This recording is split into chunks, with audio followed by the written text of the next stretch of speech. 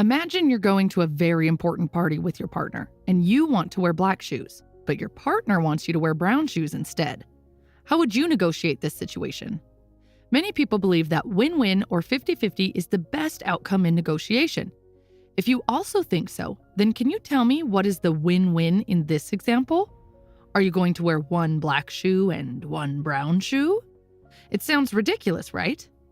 That is exactly how Chris Voss thinks. He does not believe in win-wins. Chris is the author of a New York Times best-selling book called Never Split the Difference: Negotiate as if your life depends on it.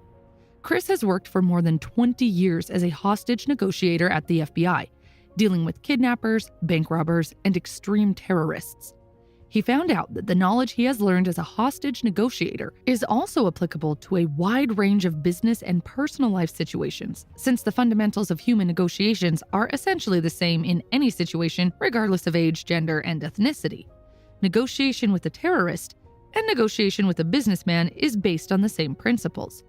We negotiate every day, such as when you try to send the kids to bed early or when you convince a friend to go to a different restaurant. Our entire life is negotiation, and Chris says that negotiation is not about your way or my way. Negotiation is about finding a third way that makes both sides happy. For example, let's say two of your kids are fighting over a chocolate and they cannot divide it. It doesn't matter how you divide the chocolate, they are both unhappy and think that the other side got more. The third way solution in this situation is to ask one kid to divide the chocolate equally and the other kid to pick first. In this video, I will share with you the 5 lessons I learned from the book that will help you to become a better negotiator. Lesson number 1: understand first. Every negotiation begins with the universally applicable law that people want to be understood and accepted. Listening is the cheapest yet most effective thing we can do to get there.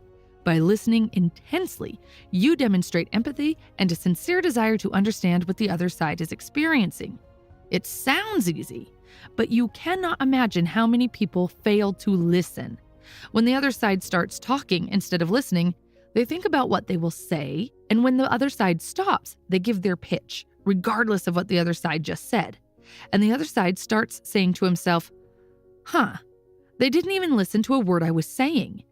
I'm sure you've experienced this. Sometimes you talk to someone and you feel like you're talking about different topics.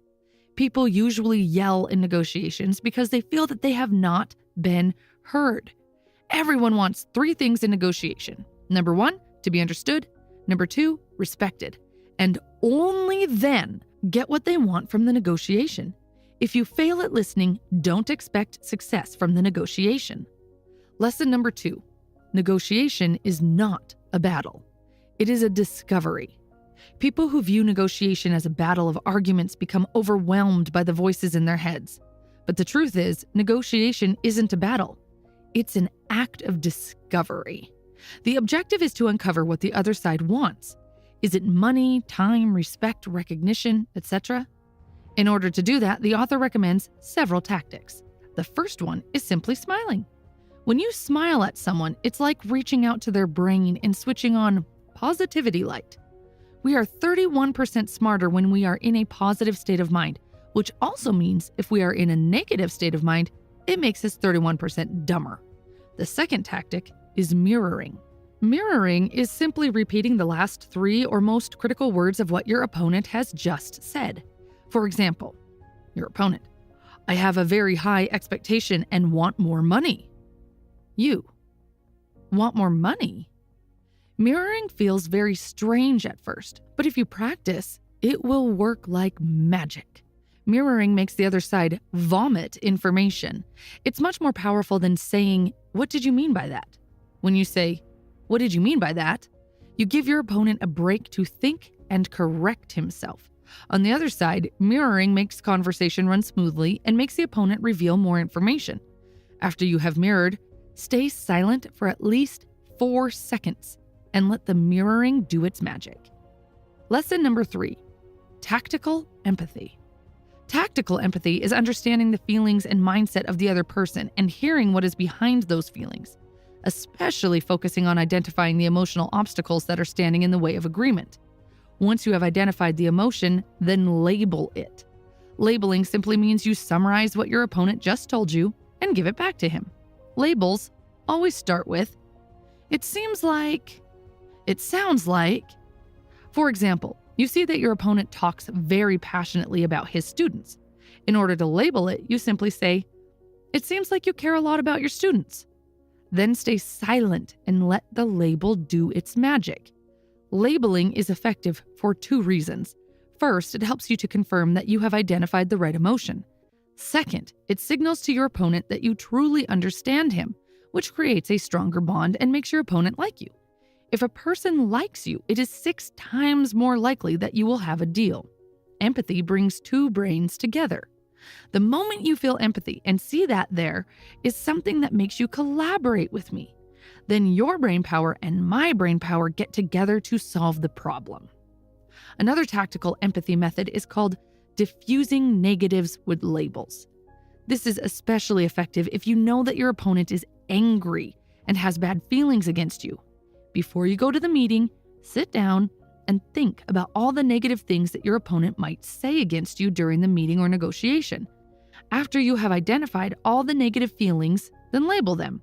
For example, let's say you know that your client is very unhappy because your company missed the deadline and didn't deliver what was promised. Based on this data, you know that your client thinks that you are unreliable and unable to keep promises. So as soon as you start the meeting, you can diffuse the negative by saying, "It might seem like we're screwing you and we're not capable of keeping our promises and delivering what was agreed upon. And because of this, you might even consider not doing business with us anymore. And you are absolutely right to think in this way." The moment you say this, your opponent thinks, he thinks like I do. I kind of like him.